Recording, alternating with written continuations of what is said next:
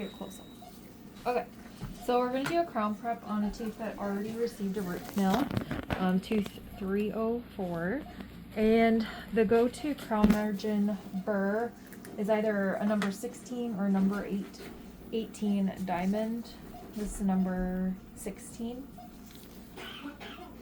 The tooth is dead. It received a root canal, so I'm going to turn off water. I prefer water off. If the tooth is a vital tooth, you have to leave water on. You don't want to kill the tooth by doing your crown prep. So the margin should be 0.5 to 1 millimeter from the gingival surface all the way around the tooth. Best thing to always have your patient position really central. And I like to start from the mesial edge and go distally and then go on the inside distal to mesial. Okay?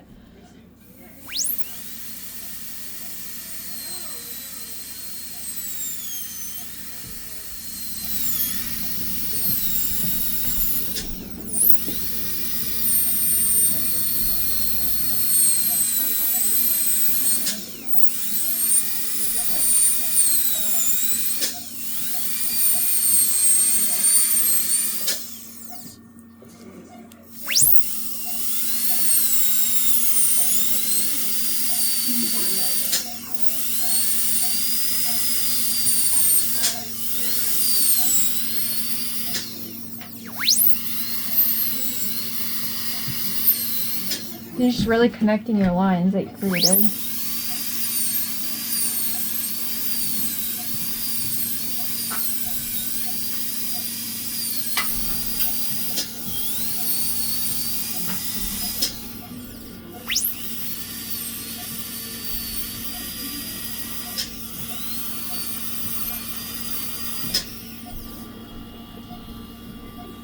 So from a top-down perspective, bird's eye, you should be able to see your margin all the way around, and now we're just removing bulk. My favorite burr for this is the conical blue diamond. The tip is also cutting. We wouldn't need the tip on a crown. And I like to keep water off for just a few minutes.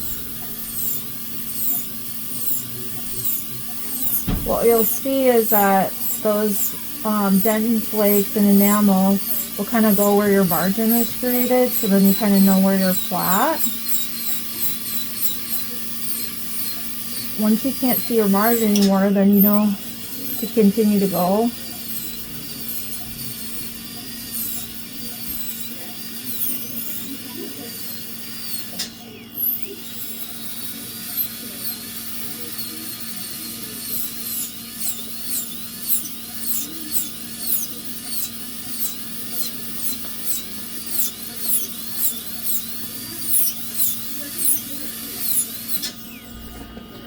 And go on the inside, do the same.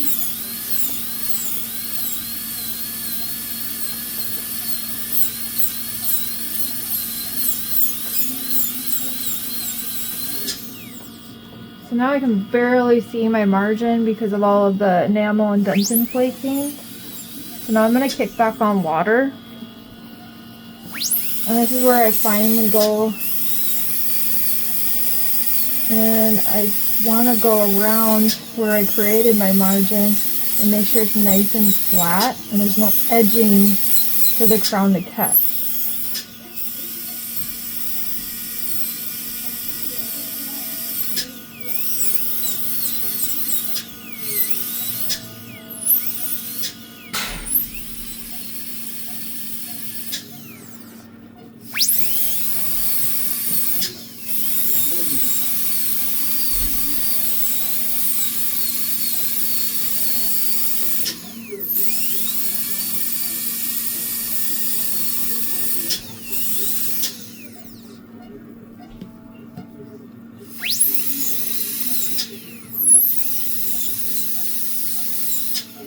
And then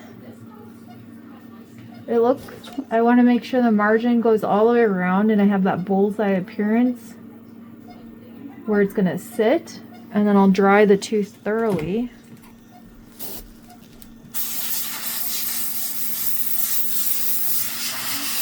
And just double check.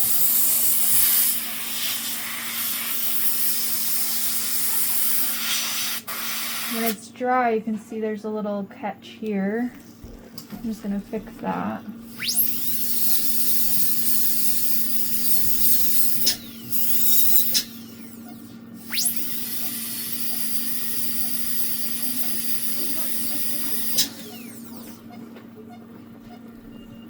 We'll re-dry and just double check.